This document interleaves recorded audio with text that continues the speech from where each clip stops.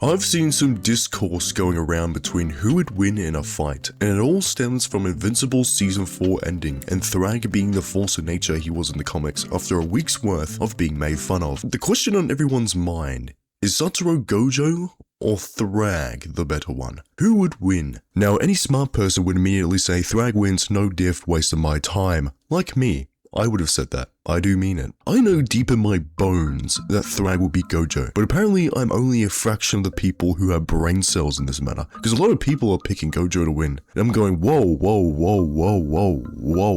Slow your roll, buddy. Get the cock out of your mouth, son. You haven't had a real smart guy argue this case until now. Based on everything on the table, Thragg wins, and I'm not pulling this out of my ass. I'll go over why right now. First argument is raw stats. Gojo with his city level attack feats would do jack shit to the absolute brick wall that is called Thragg. We are dealing with a man who ripped the planet destroying viltrumite's head off with ease, and a man who outsped a guy who can travel light speed. What the fuck is Gojo supposed to do about that? There is no feasible way he wins a fair 1v1. That shit's gonna look like a blur. He's gonna be seeing Fred Mercury concerts on 5 different screens. That's how fast he's going. Thragg doesn't even have to do anything. He can stand there and watch Gojo Deadpool himself on Colossus until he gives up. It's not how this shit would go, by the way. I just find it funny. What people seem to think is that because Thragg has no cursed energy, he wouldn't be able to see Gojo's attacks and would get hit by them. I mean, yeah, he can't see them and he would get hit, but they wouldn't really do anything, would they? I mean, Toji was able to survive those shots and he also can't see shit. One argument I can put out is that he doesn't have the same sense as Toji, since Thragg can react to things that he can't see but are still visible.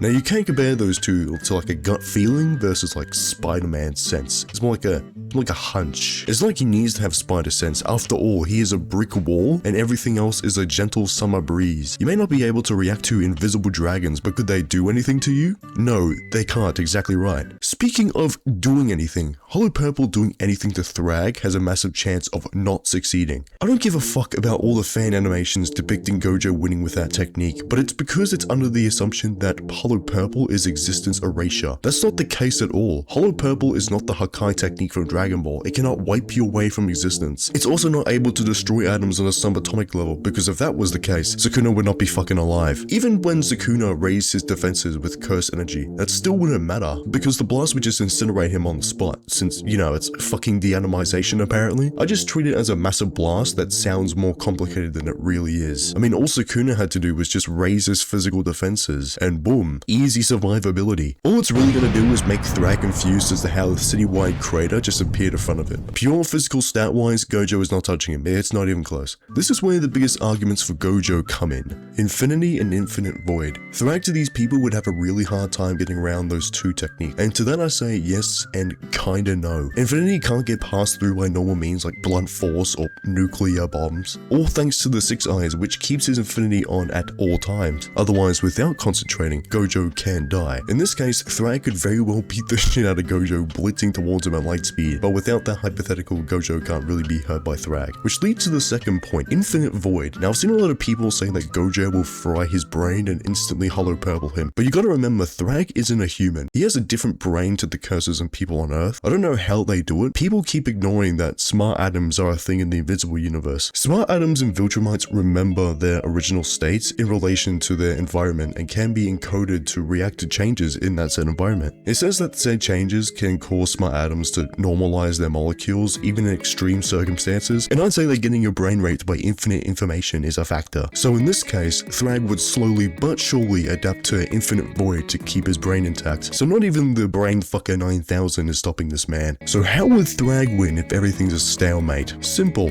Destroying the planet.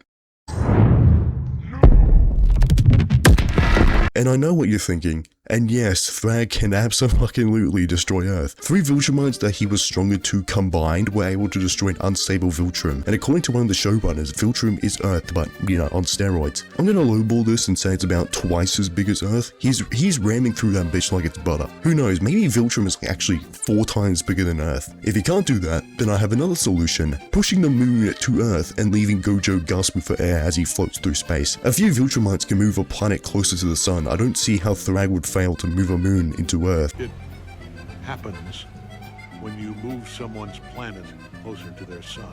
Look, all I'm saying is Thragg has more options to win against Gojo, and that isn't with the whole shit about the chessboard. It's a fight to the death. Who gives a fuck? Only retards say that.